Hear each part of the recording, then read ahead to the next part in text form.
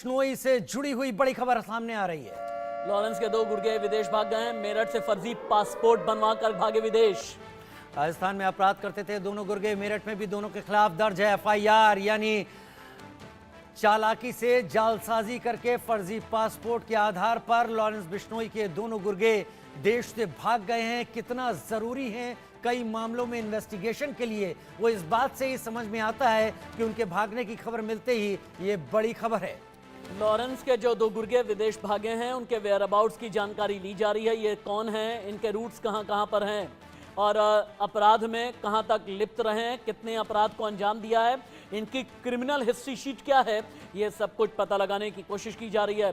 सवाल बहुत बड़ा ये है क्या जेल के अंदर से ऑर्डर आया या जेल के अंदर से इशारा आया उसके बाद ये गुर्गे विदेश भागे हैं।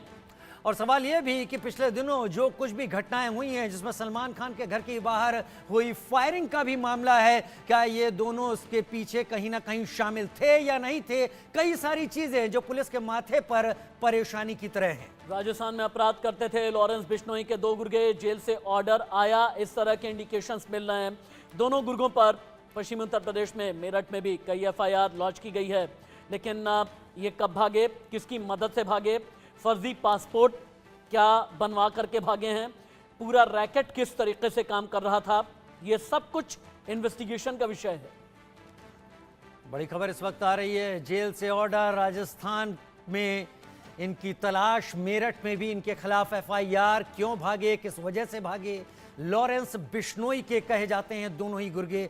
ये बड़ी खबर इस लिहाज से भी कि इसके बाद आयुष, लॉरेंस बिश्नोई गैंग के ये दोनों गुर्गे कौन हैं, कहां से ऑपरेट करते थे, इनकी जड़ क्या पश्चिमी उत्तर प्रदेश में भी है, दिल्ली से लेकर पंजाब और पंजाब से लेकर के राजस्थान तक लॉरेंस बिश्नोई के ये दो गुर्गे, इनकी क्रिमिनल हिस्ट्री शीट क्या कहती है।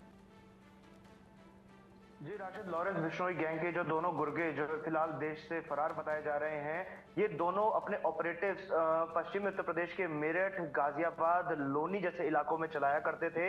इसके अलावा राजस्थान में इन्होंने अपनी पैठ बनानी शुरू कर दी थी। राजस्थान में खासा तौर पर जहां बिश्नोई समाज के लोग रहते हैं, ऐसी जगहों पर इन गुर्गों को एक्टिवेट किया जा रहा था। अब मैं आपको बताना चाहूंगा कि 31 मार्च को राजस्थान के बीकानेर पुलिस की एंटी टास्क फोर्स ने, जो एंटी गैंगस्टर टास्क फोर्स है, उसने राहुल सरकार को उत्तराखंड से गिरफ्तार किया था। राहुल सरकार दिल्ली का निवासी है जो अक्सर फर्जी पासपोर्ट बनाकर ऐसे गुर्गों को, गुंडों को बाहर भेजता था। और बता दें कि राहुल गोदारा को बाहर भेजने में उसने मदद की थी, माफ कीजिएगा, रोहित गोदारा को उसने बाहर भेजने में मदद की थी। रोहित गोदारा और एक मोस्ट वांटेड गैंगस्टर है जो फिलहाल यूके से अपना गैंग चला रहा है। तो ऐसे कई पासपोर्ट बनाकर उसने कई गैंगस्टर्स को, कई गुर्गों को बाहर भेजने का काम किया था। और जब उसे सख्ती से पूछताछ की गई तो ये उसने पुलिस के सामने बताया, राजस्थान पुलिस के सामने बताया कि अक्सर वो ऐसे फर्जी पासपोर्ट मेरठ के गैंगस्टर्स के लिए, बागपत के गैंगस्टर्स के लिए, दिल्ली के गैंगस्टर्स के लिए बनाता था, जिससे उन्हें बाहर भागने में आसानी हो और वो भारतीय पुलिस से बच सके। जी राशिद, बहुत शुक्रिया आयुष, हमारे साथ जुड़ने के लिए। इस जानकारी के साथ अहम जानकारी दे रहे थे। जिस शख्स को पकड़ा गया उसके जरिए खबर मिली कि दोनों गुर्गे देश छोड़कर भाग चुके हैं। और अब बात लोकतंत्र के महापर्व की, दूसरे चरण के मतदान की। दूसरे चरण का मतदान लगभग 4 घंटे से ज्यादा का वक्त हो चला है। 13 राज्य, 88 सीट पर अभी क्या चल रहा है, अब आगे बढ़ते हुए आपको हम ये दिखाते हैं। यूपी, एमपी, पश्चिम बंगाल, नॉर्थ ईस्ट तक की हर एक खबर, 88 सीटें, 88 रिपोर्टर्स लाइव।